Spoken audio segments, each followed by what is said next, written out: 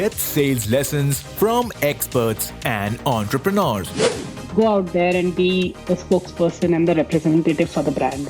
on how you can bring your A game in selling. Making sales requires putting yourself out there and being vulnerable. To start and scale your business. We need to negotiate for what we deserve. This is Ace the Sales Podcast, and here's your host, Roshni Barronia. Hey there, thank you so much for joining me for today's episode where I have with me Kate D. Jong, who is joining me all the way from Perth, Australia. Kate is a business and marketing coach who helps her clients grow their business with ease. And she is giving some interesting points about how to get your business model right and how to find alignment into your sales and marketing. But more than that, she's also sharing a very beautiful story about how she got into entrepreneurship. So she left her engineering world, her technical job and corporate job, and got into entrepreneurship. So she's sharing a very wonderful and heartful story about how she got into that. So listen to the full conversation. But before we jump into that, a quick reminder to follow and give 5-star rating to Ace the Sales podcast on your listening app, because when you do that, it helps us take this podcast and these valuable conversations to many more entrepreneurs just like yourself. And now, join me in welcoming our guest to the mic.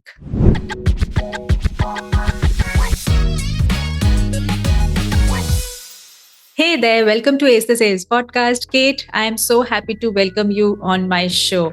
Please introduce yourself to our listeners and let us know what you do. Hi, Roshni. Thanks for having me. So I'm a business and marketing strategist for small business owners. So anyone who is starting or growing or scaling their business, I help them with business growth strategy and marketing strategy. And of course, sales is a very big part of that, which I focus on also. Oh, awesome. That's exactly what we need on this show. And our listeners want to hear all the more about. So before we get into those expert insights from you, Kate, we just wanted to have very light-hearted conversation on knowing the behind the scenes aspect of you, which we called BTS on ATS. So a few rapid fire questions. Would you like to take on? Sure.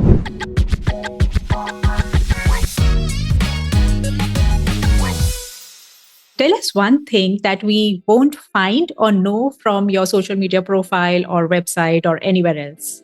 Probably that I speak 5 languages. Oh, awesome. That's amazing. So you learned. Yeah, and I've lived in over 6 different countries. I've traveled many more, but yeah, love travel, love languages. Oh, that's wonderful. That's a very good skill to have. Tell us one silly habit that you have which drives people around you crazy. Silly habit. Probably it's not so silly. I do a 20-minute yoga routine in the morning, but it becomes silly when the kids want something, the husband wants something, or they're all in the room with me at the same time, and I refuse to give up my yoga sequence. So I often have a child on my back, or a dog trying to bite or chew or climb my arm, or but I'm very resolute in don't get in my way, let me do my yoga, then we can chat, but they often don't let me. So it's often a bit of a... Please give me these 20 minutes of the day to me and my yoga kind of a thing. Yes, exactly. Wonderful. So, Kate, you are from Perth, Australia, right? Mm-hmm. So tell us your favorite place in the city. What is your go-to place? It's always been, and there's one particular beach in Perth called Cottesloe, and it feels like a very spiritual healing place for me. So yeah, I love to go there in summer. We're there every weekend, just getting your feet in the sand, in the salt water. That's definitely my favorite place around close by. Yeah. Very nice. Beautiful. And last question, describe yourself in 3 words. Genuine, driven, kind. Oh, wonderful. I like the part of driven because, yes, as small business owners, that's one thing we definitely need to do. We have to keep ourselves motivated. Awesome. Wonderful. Let's get started with some expert insights from you, Kate, because you are a business and marketing strategist and a coach. And one of the things which I always experience in my work with women entrepreneurs is that there are some areas which they often get stuck and they cannot move forward, which is more than often a business model. But before we get into the business model, I would like to know from you what, according to you, are the three areas where business owners mostly get stuck or they don't get it right. So, any things that you have observed in your work with them? Yeah, definitely number one is getting clear brand messaging. I see people struggle with that all the time, and I probably spend 80 to 90% of my time helping clients get clear on what do they stand for, who do they serve, what do they offer, just that clarity. Because I know, as you know, that the confused person never buys. And yeah, so many people find it such a challenge to just say clearly and succinctly what they do and how they can help. So that's usually the first mistake or challenge, I would say. The second part is a lot of people, or, our audience is women entrepreneurs, right? And I've noticed that, well, there's two things. Firstly, really embracing and accepting the fact that if you have a business, you're in the business of marketing and selling, and making peace with that and learning the skills to do that well, rather than saying, oh, I don't do marketing or I don't like selling. We can tell you now you're not going to survive. So make peace with the fact that you are in the business of marketing and selling if you are a business owner, and learn the skills to do it well. And then it will just be so much easier. The third thing I see women particularly struggling with is valuing themselves. So pricing in a way that is going to give you profit in the business and that values your time, that leverages your time, rather than burning yourself out, serving too many people, and not getting anywhere financially. So valuing yourself, I find, is an ongoing challenge for women. Oh, I love all the 3 points that you said, Kate, because yes, getting out the right branding and messaging is one of the things that you need to start with, because I think that is a clarity which the business owners, they themselves don't have. And then they get into this rut of copying and pasting and doing whatever other person is doing. And maybe it's worked for them, so it will work for me. But they don't take the time to identify their competence and their love for what they want to do. But can you talk to us a little bit about how they can unearth this core brand messaging of theirs, because that is a very important piece of selling also? Oh, absolutely. Yeah. So it always goes back to your why, vision, mission, values, and if you don't have clear, bold, powerful statements that succinctly summarize those, it's really hard to get the rest of your branding right.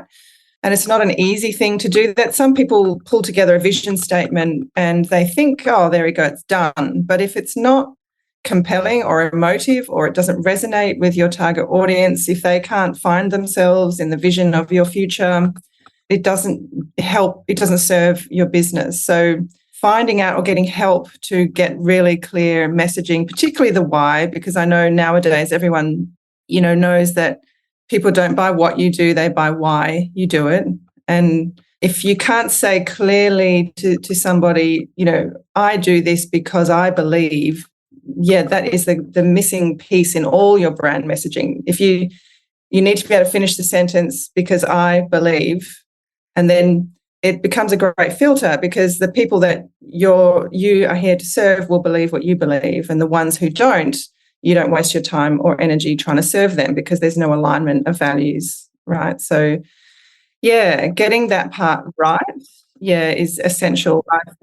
That why is so important. And I think that's the main thing that got me also to do the kind of work that I am doing. In 2016, I moved from an e-commerce business to sales consulting for women entrepreneurs.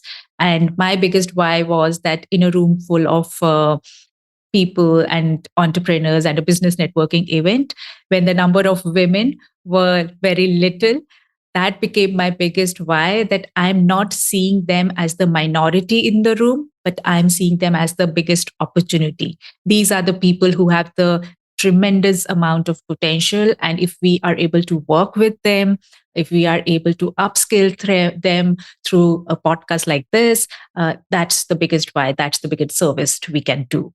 So yes, reconnecting with your why is so, so important.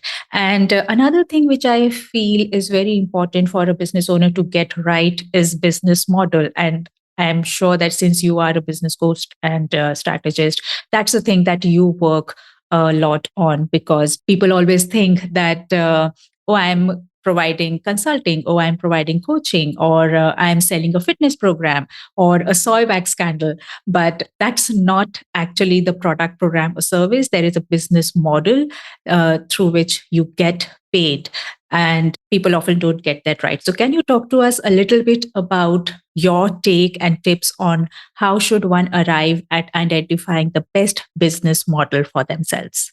Yeah, well, it comes down to having what we call a customer journey, doesn't it? So there needs to be a way for someone to engage with your brand at a low price point or for free, where they get massive value. And that then leads into, something else that, because people need to build trust in a relationship before they're willing to buy or spend a lot of money. So, offering your knowledge and expertise for free and then leading them into the next paid service, and then having a clear pathway for them to do more and more with you as the trust builds and they're getting results. That's critical, I've found. And a lot of business owners, they say, hey, I'm going to stand in my power and I'm going to go out to market and I'm going to charge this price for my service. And then no one bites because they don't know them. They haven't been informed or educated. They haven't, it's like a human relationship. You need time and you need to build that trust and confidence over time. So then, and some people will buy straight off because they like what they see, but the majority, need those 7 to 20 touch points before they'll buy or engage. So having that customer journey, or that business funnel, as a lot of people call it, that leads from A to B to C to D, and making sure that's profitable for you, that it's going to leverage your time, that it's going to maximize your skills and experience. So, yeah, really taking some time to think about that. And every business owner needs a free offering to get people on into your sphere, I suppose, and making sure that pathway and that funnel of offerings that you have is solving the client's pain points, firstly, and that they can get massive results. And then secondly, it's a profitable business model for you to run and generate good income and grow and invest back into your business, and and pay yourself a good wage as well, which hopefully, will increase over time. Yes. I like the part that you say that it's not just about one thing of getting paid, but also having that full perspective and full understanding of the buyer journey, as to right from knowing about you, how are you educating your client, then what are the materials you are sharing with them, what is the lead magnet or the free resource you are sharing with them, and then making sure that they are with you in that funnel for long enough time so that they can know you and understand you. And that becomes the entire business model. So right from the point where the person knows you to the point where they pay you, that's the entire business model. That's why it is having the term model, not just one transaction kind of a thing. I love that. I like that. So, Kate, you decided to get into coaching and consulting from an engineering background. I read somewhere on your website probably that you felt like a square peg in a round hole in the engineering world. So let's talk a little bit about your entrepreneurial journey and how you got started with setting up your own business. So what made you felt that you were a misfit in the engineering world? What was the discovery process like? And how did you come about into jumping into entrepreneurship? Hey there, hope you've been loving the episode so far. Just wanted to take a moment to invite you to Ace the Sales Club, which is a tribe of women small business owners who dream, dare, and do amazing stuff. If that's you, which I'm sure you are, just sign up for it from the link given in show notes, as every month we share with you tools and resources that can save you time, save you money, or help you make more money as a solopreneur. So sign up for the club from the link given in show notes. And now back to the episode.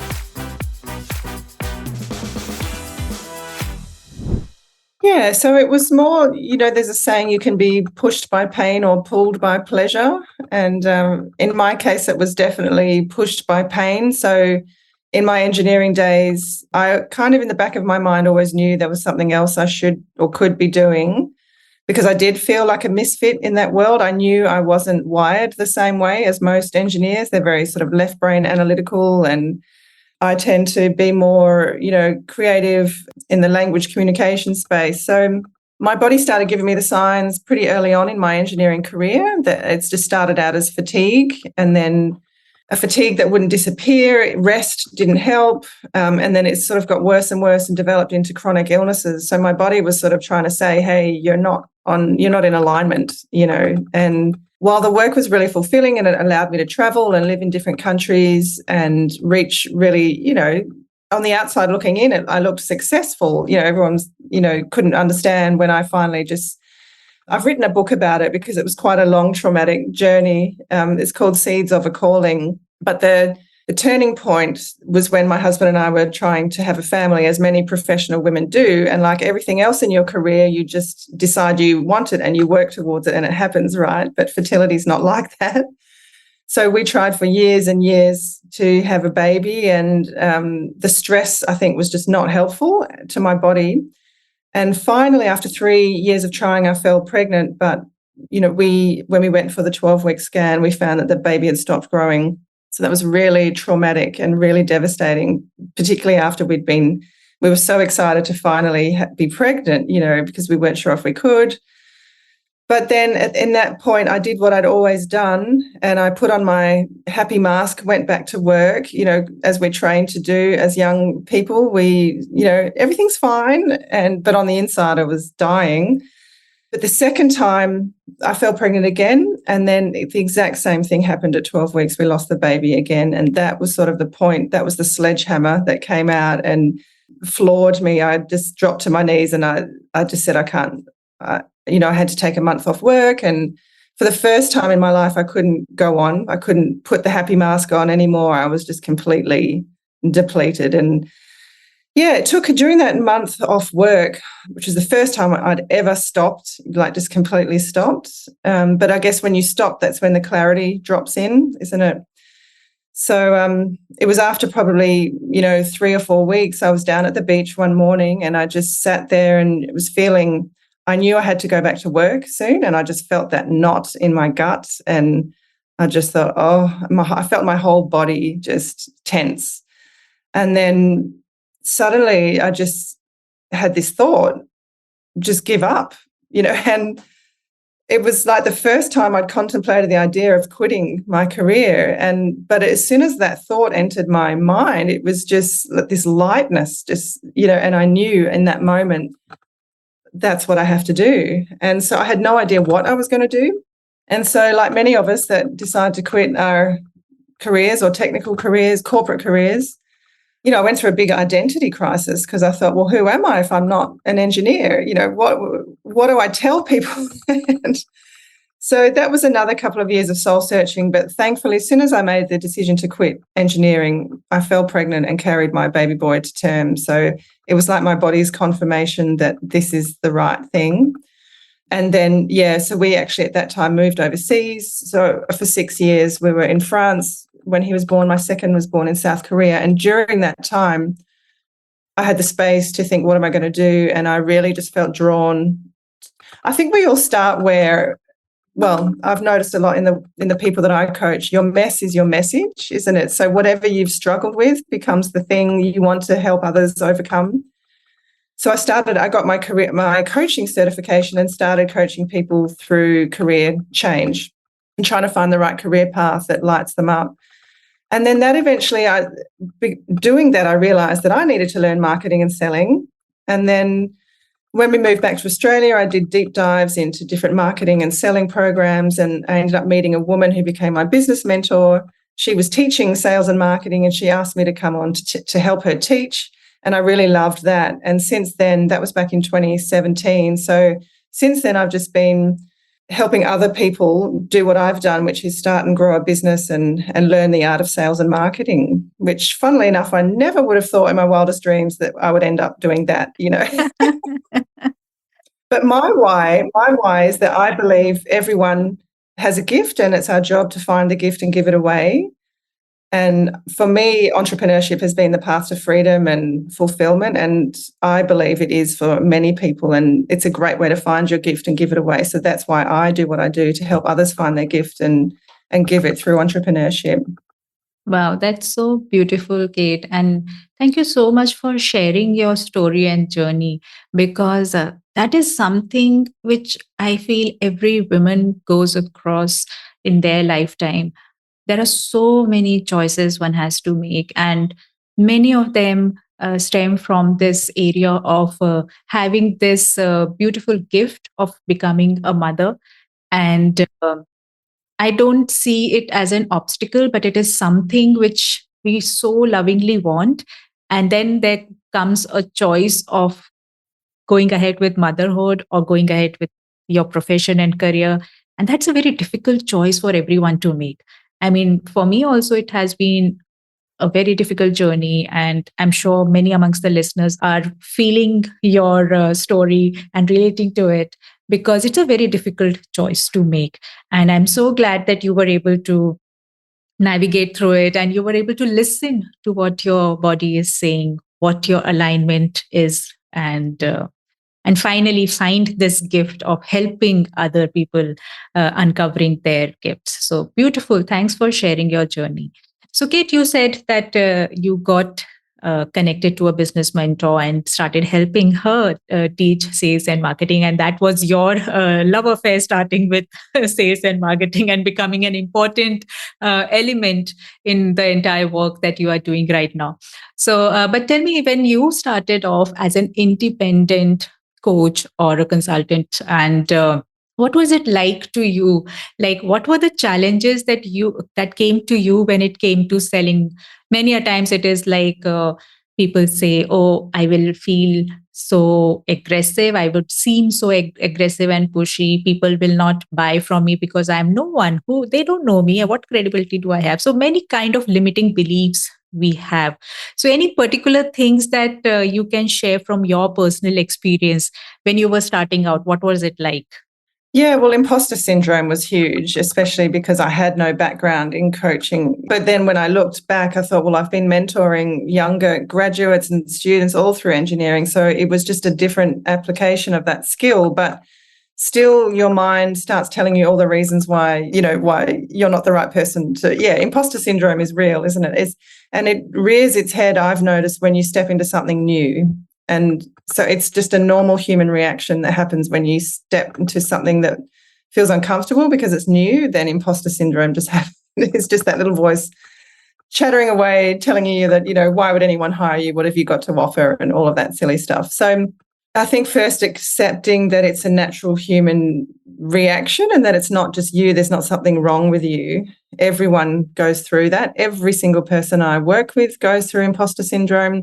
And the thing that helps most, I find, and what helped me was, again, that clarity piece. So it's finding one problem that you can solve initially and doing some market research to figure out, is this something people are struggling with? And, just doing surveys or asking people questions. And in my case, the first offer I went out with was finding your purpose, or I still remember, it was called Blissful Clarity. And it was just, because we were overseas and there were a lot of expats and a lot of women that didn't know what they wanted to do. And what they wanted was clarity. And so when I came along and said, are you feeling lost in all the options? Are you feeling like you've lost your identity? So really figuring out the pain points of your audience and then the solution. So I just worked with people one-on-one, made my offer. I still remember asking for money the first time, and a lady handed me an envelope of cash. And I think it was only $300 or something for a 6-week course, which was ridiculously cheap. But it was the first time I'd asked for money, for this service.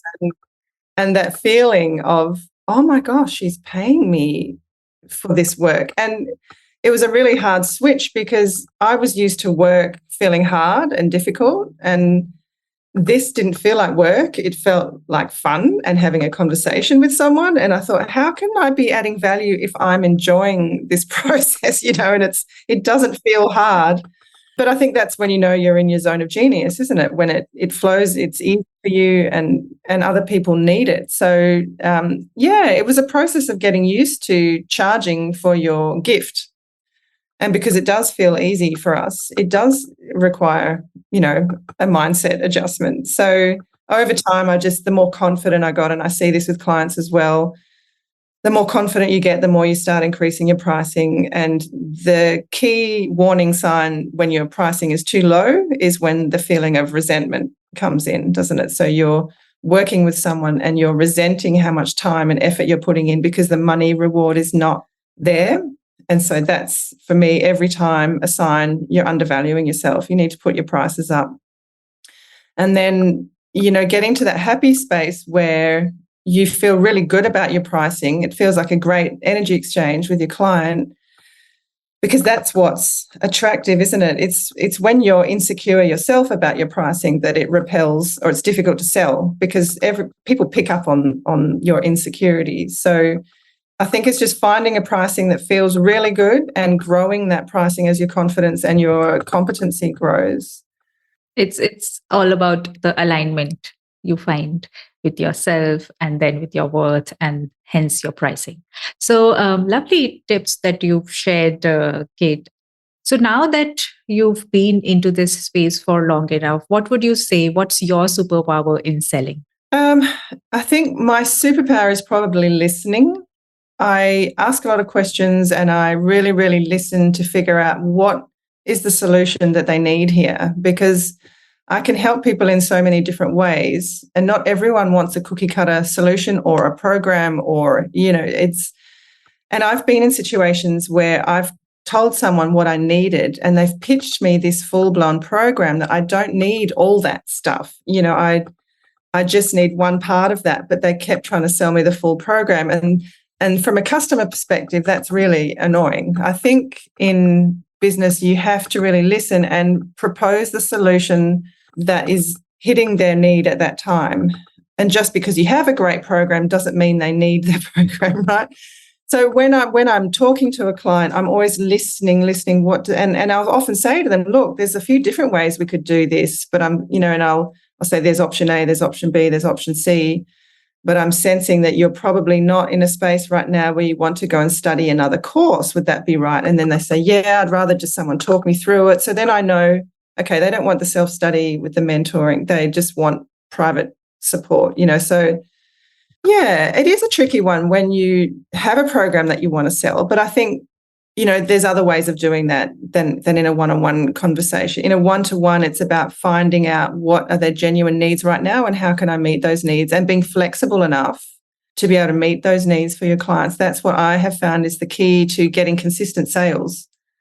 The other one is speaking your client's language. And I know most listeners out there have done all the different personality tests, and we all know there's different personality types, but my favorite system by far is the bank coding personality system, where it describes 4 different types. And the problem is when people are selling, they're quite often speaking from their own value system and their own buying motivators. But people have different, and there's 4 clear sets of buying motivators. And if you can figure out what your prospects' buying motivators are, then it's much easier to speak their language, get alignment, and propose the solution for them. So, they say selling is a numbers game. In my experience, it's absolutely not. It's about speaking the language of your prospect and understanding what motivates them to say yes, and speaking to them in a way that does that. So, yeah, taking the time, researching beforehand. Okay, there's artificial intelligence now that you can use to see what your LinkedIn, you say if it's LinkedIn and you go to their profile, you can see what language they're speaking, whether it's, whether they're systems driven or whether they're relationship driven or whether they're knowledge driven or action, there's different. And then personally, I've found my sales conversion rate increased massively since really trying to understand my prospects' worldview before speaking to them.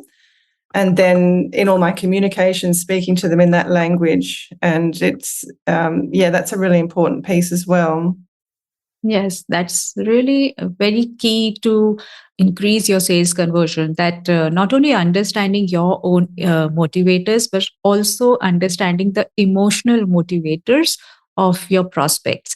Because people justify their purchase through logic, but they always buy based on emotions.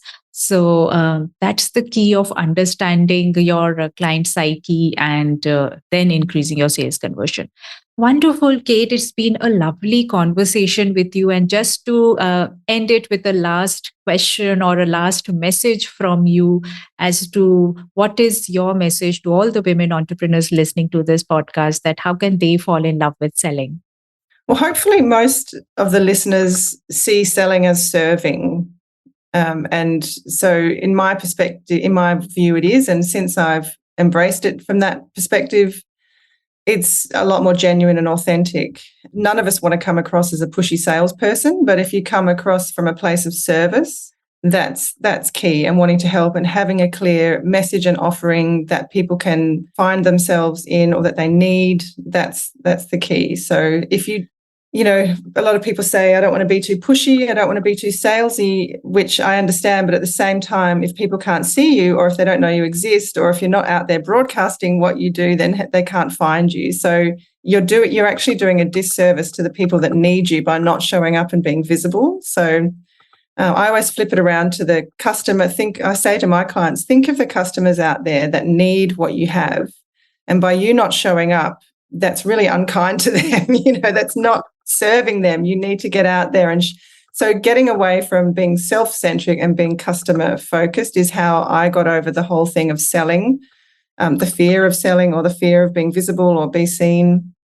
It's about serving and helping those people know that you exist so you can help them. Wow. Lovely, lovely message to end this conversation with, that selling is service. Thank you so much, Kate, for having this conversation with us. And lovely to have you. Thank you so much. Thanks for the opportunity. And that's a wrap. Thank you so much for listening to today's episode. If you found any value in today's episode, then remember to recommend Ace the Sales podcast to at least one of your business buddies. You never know what insight they will get that can help them in their business. So do some good karma today. Finally, a loud shout out and thank you to the production team of Done For You podcast who helped me in bringing this show to you. If you too are looking to start your podcast for the business, get in touch with DFIP from the link given in show notes. Join me in the next episode for yet another conversation that can help you fall in love with selling. Till then, take very good care of yourself. This is your host, Roshni Baronia, signing off.